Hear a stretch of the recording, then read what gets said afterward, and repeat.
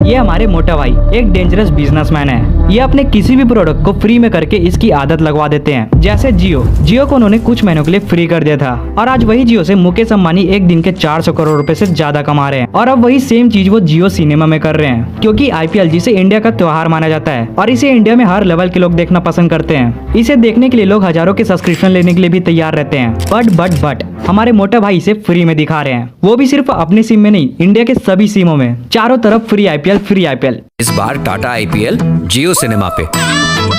But हमारे मोटा भाई 23,000 करोड़ की ब्रॉडकास्टिंग राइट्स को ऐसे ही थोड़ी ना वेस्ट कर देंगे। इससे वो कुछ न कुछ तो अर्निंग करने वाले हैं। आखिर गुजराती बिजनेसमैन जो ठहरे, तो ये क्या करने वाले हैं और कैसे करने वाले हैं, ये जानने से पहले आप ये जान लो कि मोटा भाई के आने से पहले आईपीएल का माहौल क्या था। तो 2017 से लेकर 2022 तक की टीवी और डिजिटल की ब्रॉडकास्टिंग राइट्स 16,345 करोड़ में बिकी थी। बट जब यहाँ पे मोटा भाई की एंट्री हुई तब उन्होंने सिर्फ डिजिटल की राइट्स 23,000 करोड़ में खरीद ली। इसके कारण स्टार स्पोर्ट को टीवी के राइट्स के लिए 23,000 करोड़ खर्च करने पड़ गए। अब जो चीज 16,000 करोड़ की थी ठीक 5 साल पहले, आज वही चीज 48,000 करोड़ की है। अब इसमें आपको ये लग रहा होगा कि जो डिजिटल राइट्स 8,000 करोड़ में बिकती थी उसके लिए मुकेश अंबानी ने 23,000 करोड़ रुपए क्यों खर्च किए। क्योंकि मैंने आपको बताया ना कि मोटा भाई एक डेंजरस बिजनेसमैन है। वो जहाँ जहाँ भी बिजनेस करते हैं उस बिजनेस के वो राजा बन जाते हैं और अब से वो इस आईपीएल में भी अपना मोनोपोली करने वाले हैं। क्योंकि 16,000 करोड़ की ब्रॉडकास्टिंग राइट्स के लिए बहुत सारी कंपनियां अवेलेबल थी, बट अब मोटा भाई ने इसे 48,000 करोड़ रुपए चढ़ा दिया है। इसके बाद अब गिनी चुनी कंपनियां जो ये राइट्स परचेज कर सके। अब अंबानी ने ब्रॉडकास्टिंग खरीद ली, आईपीएल में उसकी मोनोपोली भी हो गई, अपने कॉम्पिटिटर को पूरी तरीके से खत्म भी कर दिया।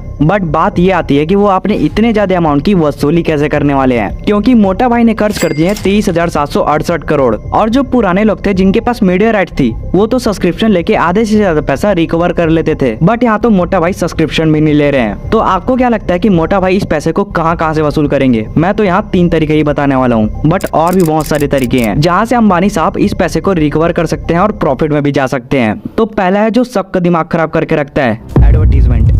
तो आईपीएल में 10 सेकंड के ऐड चलवाने के लिए 20 लाख रुपए लगते हैं और मुकेश अंबानी तो पहले से ही बड़े आदमी है, उनके पास ऐसी बहुत सारी कंपनियां होगी जो ऐड चलवाती होगी और एडवर्टीजमेंट ही उनकी मेन सोर्स ऑफ इनकम है उसके पैसे रिकवर करने के लिए। अब दूसरा है इंटरनेट पैक।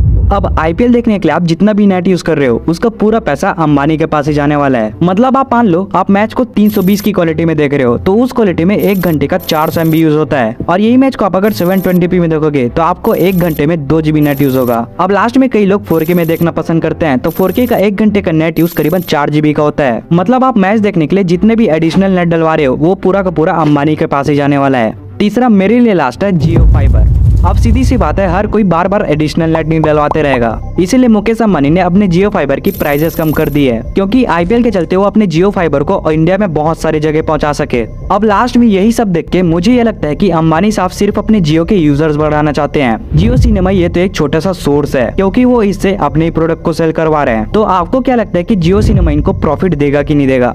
कमेंट्स में बताइए।